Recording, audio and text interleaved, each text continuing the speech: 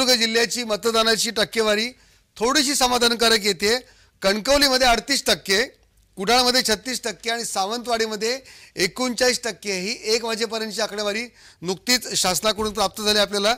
39% सावंतवाडीमध्ये, कणकवलीमध्ये 38%, राणे उभे आहेत तिथे आणि कुडाळमध्ये 36% अशी सिंधुदुर्गाची बातमी आहे 1 वाजेपर्यंत। आणि रत्नागिरी जिल्ह्यात 7 ते 1 मध्ये जिल्ह्याची टक्केवारी म्हटलं तर 38.52% आहे। 38%च्याहून अधिक मतदान झालेलं आहे आतापर्यंत। दापोलीची आकडेवारी आली आपल्याकडे, दापोली 37%, गुहागर 40%, चिपळूण 40%, रत्नागिरी 34% आणि राजापूर 40%। म्हणजे कोकणातला जो मतदार आहे त्यांनी आतापर्यंत 40%चा टप्पा गाठलेला आहे।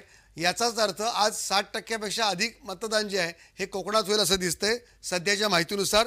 महाराष्ट्रामध्ये खरं म्हणजे अपेक्षित असं होतं की यावेळेस मतदान जास्ती होईल। संपूर्ण सगळ्या राजकीय पक्षांनी प्रचाराचा प्रचंड धुरळा उडवला होता आणि या महाराष्ट्राच्या राजकारणात संपूर्ण देशभरातले जे राष्ट्रीय पक्ष आहेत त्यांचे तर अगदी वेगवेगळ्या राज्यातले कार्यकर्ते असोत, मुख्यमंत्री असोत, हे देखील प्रचारात उतरले होते। अगदी डोअर टू डोअर कॅम्पेनमध्ये देखील बाकी राज्यातले मुख्यमंत्री पदावरचे देखील नेते उतरल्याचं यावेळी चित्र आपण पाहिलं होतं।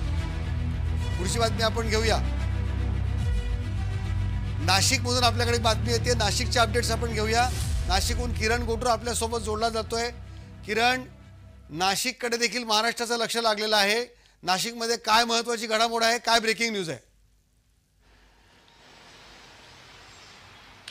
सर, आत्ताच जे आकडेवारी आलेली आहे त्या आकडेनुसार नाशिकमध्ये 32% मतदान हे 1 पर्यंत झालेलं आहे आणि सर्वाधिक मतदान हे दिंडोरी तालुक्यामध्ये झालेलं आहे आणि सर्वात कमी मतदान हे देवळाली मतदारसंघामध्ये झालेलं आहे। खरं तर शहरी भागात अधिक मतदान होईल अशा पद्धतीचा अंदाज होता, पण ग्रामीण भागामध्ये मतदार हे बाहेर पडून मोठ्या प्रमाणात हे मतदान करत आहेत। दिंडोरीमधली लढत कोणाकोणात आहे आणि देवळालीमधली लढत कोणाकोणात आहे हे देखील पुन्हा एकदा जरा तू सांग।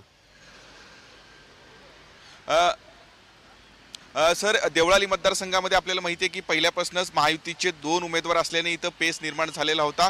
शिवसेनेकडून जे आहेत राजश्री अहिरराव हे मैदानामध्ये आहेत, राष्ट्रवादी काँग्रेसकडून सरोज अहिर हे मैदानात आहेत, तर ठाकरे गटाकडून जे योगेश घोलप अशा पद्धतीनं तिरंगी लढत या देवळाली मतदारसंघामध्ये जे होताना आपल्याला बघायला मिळतोय। पण अत्यंत कमी मतदान आत्ता 1 पर्यंत झालेलं आहे आणि दिंडोरी मतदारसंघामध्ये मोठ्या प्रमाणात म्हणजे जवळपास 43% मतदान आत्ता 1 पर्यंत झालेलं आहे। या दिंडोरी लोकसभा मतदारसंघामध्ये राष्ट्रवादी काँग्रेसकडनं नरहरी झिरवाळ जे विधानसभेचे जे उपाध्यक्ष होते ते मैदानात आहेत आणि पवार गटाकडून चारोस्कर मॅडम हे या मैदानामध्ये आहेत। अशा पद्धतीचं लढत इथं होतोय त्यामुळे आणि ही राजकीय बातमी होती।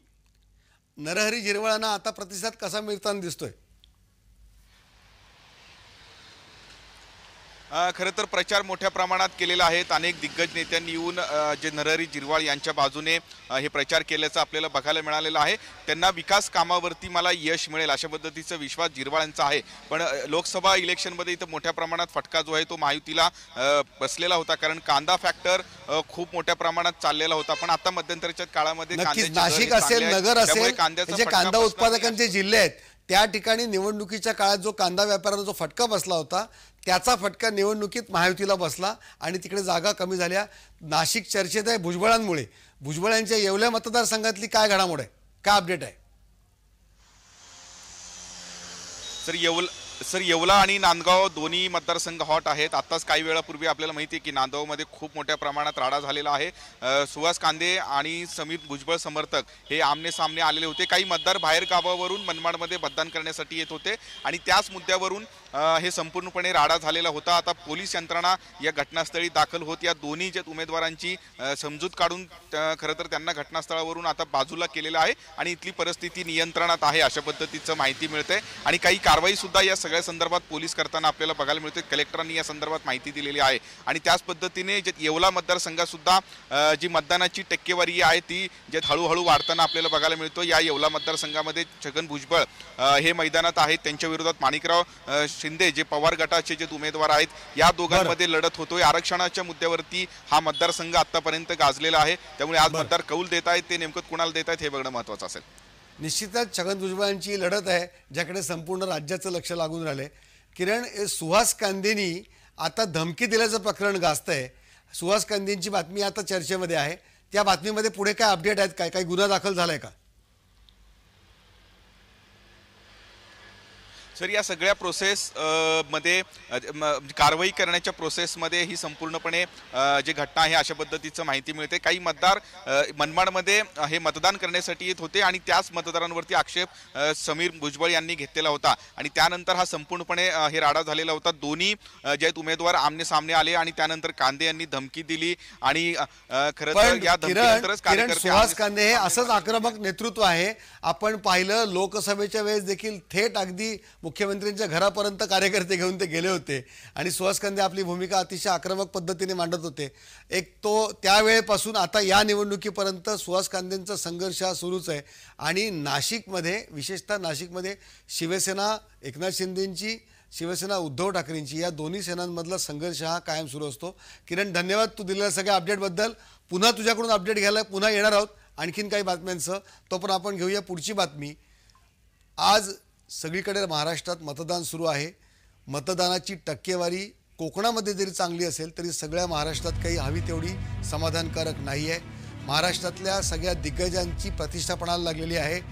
आपण पाहिलं की महायुतीच्या नेत्यांनी मतदान केलं, त्याप्रमाणे महाविकास आघाडीच्या देखील सर्वोच्च नेत्यांनी मतदान केल्याची दृश्य आहेत. एकीकडे उद्धव ठाकरे, आदित्य ठाकरे आणि कुटुंबीय, शरद पवार आणि दुसरीकडे नाना पटोले असतील आणि त्यांचे कुटुंबीय, या तीनही सर्वोच्च नेत्यांनी मतदान केलेलं आहे. आपला मतदानाचा हक्क बजावलेला आहे. उद्धव ठाकरे, आदित्य ठाकरे, रश्मी ठाकरे सर्वांनीच यावेळेस त्यांचा मतदानाचा हक्क दरवेळेप्रमाणे बजावलेला आहे.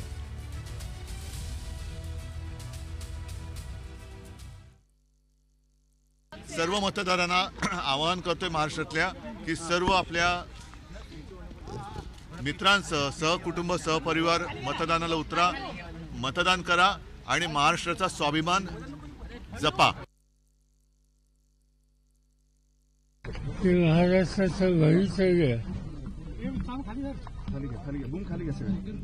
नागरिकांच्या मतात आहे आणि अपेक्षा एकच आहे की प्रत्येक नागरिकांनी मतदानाचा हक्क हा बजावला पाहिजे. मतदानाचा अधिकार प्रत्येकाला आहे. कोणी कोणाला मतदान करावं हा अधिकार आहे. महाराष्ट्राच्या सुजाण जनता ही महाविकास आघाडीलाच मतदान करेल आमचा विश्वास आहे. येत्या 23 तारखेला महाराष्ट्रामध्ये महाविकास आघाडीचं सरकार येणार आणि ते बहुमताने येणार. 200च्या पार महाराष्ट्रामध्ये महाविकास आघाडीचे आमदार निवडून येतील.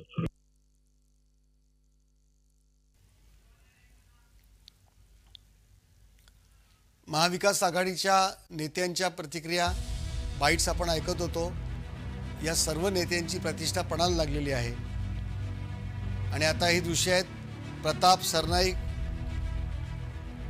ठाण्यातले एकनाथ शिंदे यांचे एक विश्वासू सहकारी.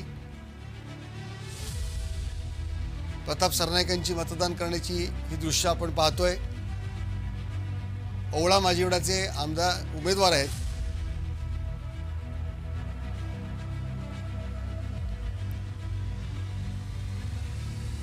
ठाणे जिल्हा हा मुख्यमंत्री एकनाथ शिंदे यामुळे कायमच चर्चेत राहिलेला आहे. एकनाथ शिंदेंच्या विरोधात केदार दिघे उभे आहेत.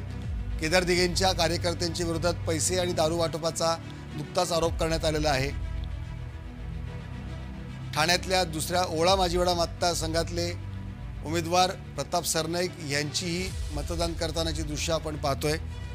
माझ्याकडे एक ब्रेकिंग बातमी येते. नाशिक जिल्ह्याची आकडेवारी आपल्याकडे आली आहे. त्यामध्ये नाशिकच्या दिंडोरी विधानसभा मतदारसंघात 42% मतदानाची नोंद झाली आहे आणि देवळाली विधानसभा मतदारसंघात फक्त अवघं 17.53% मतदान झाले 1 वाजेपर्यंत. ही कदाचित राज्यातली सर्वात कमी मतदान असलेला हा मतदारसंघ असावा. फक्त 17.53 इतकंच, 17.53% एवढंच मतदान नाशिकच्या देवळाली मतदारसंघात झाल्याची बातमी येते. आणि नाशिकमध्ये 1 वाजेपर्यंत सर्वाधिक मतदान जे आहे ते 31.36% आणि हे दिंडोरीमध्ये झाले. जो एकीकडे दिंडोरीमध्ये वाढलेला आहे आतापर्यंत, पण देवळालीमधलं मतदान संख्या जी आहे, जी टक्केवारी आहे ती अतिशय कमी आहे. आपण एकीकडे पाहतोय महाराष्ट्रातल्या ह्या सगळ्या महत्त्वाच्या लढती, भाजपची रवींद्र चव्हाण विरुद्ध दीपेश डोंबिवलीची लढत ही अतिशय जोरदार होणार आहे. ओळा माजिवड्याला प्रताप सरनाईक विरुद्ध नरेश मनेरा यांची लढत आहे. कोपरी पाचपाकाडी एकनाथ शिंदे मुख्यमंत्री विरुद्ध केदार दिघे यांची लढत आहे. ठाण्यातल्या या महत्त्वाच्या लढती जितेंद्र आव्हाडांच्या विरोधात नजीबुल्ला आहेत. मुंब्रा कळव्याच्या लढतीकडे देखील राज्याचं लक्ष लागलंय. आणि नवी मुंबईतली ही MK मळवी विरुद्ध गणेश नाईक ही लढत. भाजपच्या मंदा मात्रे बेलापूरमध्ये आहेत. त्यांच्या समोर आहेत संदीप नाईक, जे भाजपमधून राष्ट्रवादी शरद पवार पक्षात गेले. शिवसेनेचे शांताराम मोरे भिवंडी ग्रामीणमध्ये आहेत. आणि समोर आहेत महादेव घाटाळ, शिवसेना उद्धव बाळासाहेब ठाकरे पक्षाचे. राष्ट्रवादीचे दौलत दरोडा शहापूरमध्ये, त्यांच्या समोर पांडुरंग बरोरा आहेत शहापूरचे. भाजपचे महेश चौगुले भिवंडी पश्चिममध्ये आहेत. आणि दयानंद चौरगे काँग्रेसचे भिवंडी पश्चिममधून त्यांच्या समोर उभे आहेत. भिवंडी पूर्वची रईस शेखची ही देखील निवडणूक आहे. समोर संतोष शेट्टी आहेत शिवसेनेचे विश्वनाथ भोईर कल्याण पश्चिममध्ये आहेत. आणि सचिन वासरे आहेत कल्याण पश्चिमचे. ही एक निवडणूक महत्त्वाची आहे. भाजपच्या सुलभा गायकवाड कल्याण पूर्वचे विरुद्ध धनंजय बोराडे या निवडणुकीकडे लक्ष लागलंय. भाजपचे किसन कथोरे मुरबाडचे आणि सुभाष पवार राष्ट्रवादीचे यांची लढत एक रंगतदार होणार आहे. बालाजी किणीकर देखील मुख्यमंत्र्यांच्या जवळचे, त्यांच्या विरोधात राजेश वानखेडे उभे आहेत. भाजपचे कुमार आयलानी उल्हासनगरचे आणि ओमी कलानी हे दोन्ही एक प्रकारे हाय प्रोफाईल लढत म्हणावी लागेल. आणि अर्थातच रवींद्र चव्हाण विरुद्ध दीपेश म्हात्रे, शिवसेना उद्धव बाळासाहेब ठाकरे गटाचे दीपेश विरुद्ध रवींद्र चव्हाण. आणि ही कल्याण ग्रामीणची राजू पाटील मनसेची लढत आपण चित्र पाहिलं. गीता जैन मीरा भाईंदर विरुद्ध नरेंद्र मेहता आहेत. ठाण्याचे संजय केळकर विरुद्ध राजन विचारे आणि अविनाश जाधव मनसेची ही तिरंगी लढत जी आहे ही रंगतदार होणार आहे. सहभागी व्हावं, मतदान करावं.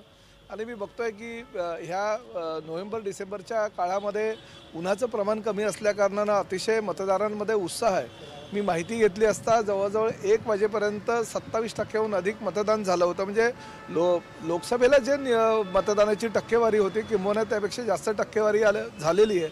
आणि मला खात्री आहे की 6 वाजेपर्यंत ह्या मतदारसंघामध्ये 50%हून जास्त मतदान लोक करतील असा विश्वास आहे. खरं तर ठाणे जिल्ह्यातील सगळ्यात मोठा मतदारसंघ, 5,45,000पेक्षा जास्त मतदारसंघ असलेल्या ह्या मतदारसंघामध्ये ठाणे आणि मीरा भाईंदर हे 2 शहरं जोडलेली आहेत. 2,77,000 मीरा भाईंदरचे मतदार तर 2,67,000हून अधिक ही ठाण्याचे मतदार आहेत. त्यामुळे फार मोठ्या प्रमाणात लोकांमध्ये उत्साह आहे. आणि निश्चितपणे महायुती सरकारनं केलेल्या 27 महिन्याच्या कामाचा आढावा ह्या मतदार संघामध्ये लोकांनी घेतलेला असल्याकारणानं जास्तीत जास्त महायुतीचा उमेदवार म्हणून मला मतदान करतील याची मला खात्री आहे. मुख्यमंत्री एकनाथ शिंदे यांच्या नेतृत्वाखालील ह्या सरकारनं जे काही उपक्रम आणि सर्वसामान्य जनतेच्या हिताचे जे काही कार्यक्रम राबवले त्याने प्रभावित होऊन आणि पंतप्रधान आदरणीय नरेंद्रजी मोदी, आमचे उपमुख्यमंत्री देवेंद्रजी फडणवीस, त्याचबरोबर अजितदादा पवार यांच्या नेतृत्वाखालच्या सरकारनं भरपूर योगदान ह्या राज्याला दिलेलं आहे 2 ते 2.5 वर्षामध्ये.